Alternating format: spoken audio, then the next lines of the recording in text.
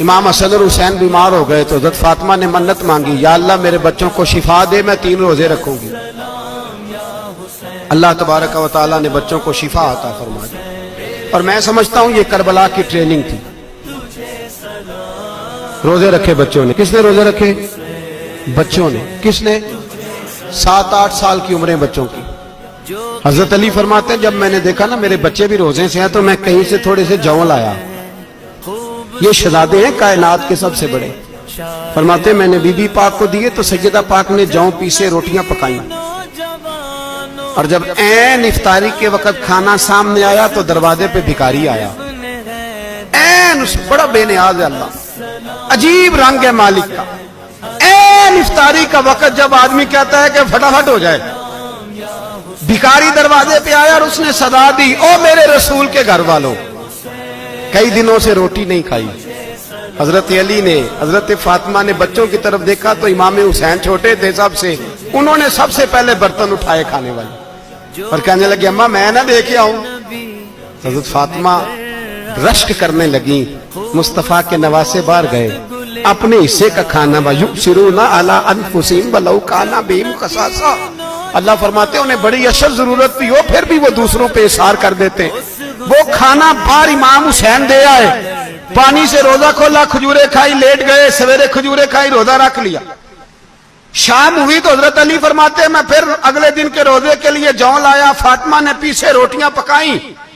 2 دنوں کی بھوک تھی پر مالک تو بڑا بے نیاز ہے، آزمانے پہ آیا تو اس رنگ میں عین افطاری کے وقت دروازے سے آواز نکلی، اور مانگنے والے نے کہا کہ بھوکا بھی ہوں اور یتیم بھی ہوں، یتیم ہوں۔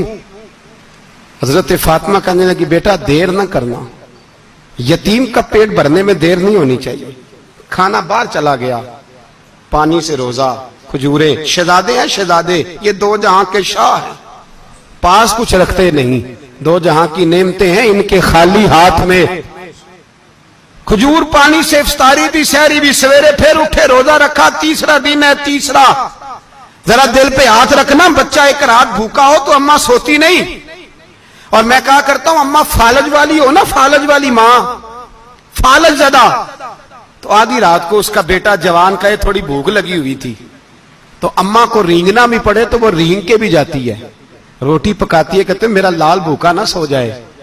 اور مصطفیٰ کی بیٹی سے زیادہ بچوں سے کون پیار کر سکتا ہے؟ اور 3 دن کے بھوکے بچے، تیسرا دن آیا، بڑے حوصلے سے بی بی کہہ دیتی ہے چھوڑو ان کا تو کام ہے، یہ تو آتے رہتے ہیں، میرے بچے بھوکے تم پہلے روٹی کھاؤ۔ لیکن میرے بھائی کربلا ایسے نہیں سجتی، یہ جو برگر کھا کے ناراض ہونے والے بچے ہوتے ہیں یہ میدانوں میں نہیں نکل پاتے، ان کے لیے مشکل ہوتا ہے۔ حضرت فاطمہ نے، حضرت علی نے ڈیوٹی کی، ڈیوٹی اپنے بچوں کو تیار کیا کربلا کے لیے۔ تیسرے دن جب رکھا سامنے کھانا تو باہر سے بولنے والا بولا کہا میں مسکین ہوں، لاچار ہوں، گھر بھی کوئی نہیں، کھانا بھی کوئی نہیں۔ امام حسین پھر اٹھے، تیسرے دن کا بھی کھانا دے دیا۔ حضرت علی فرماتے میں بچے پکڑ کے مسجد لے کے گیا، کہیں بھوک سے میرے لال گر نہ جائیں۔ کہتے ہیں ہامتے کامتے تینوں شہزادے مسجد میں داخل جو ہوئے تو بس ہماری قیمت پڑ گئی، مول پڑ گیا ہمارا۔ کہتے ہیں مسجد میں قدم رکھا تو ایسے لگا جیسے نبی پاک ہمارا انتظار کر رہے ہیں۔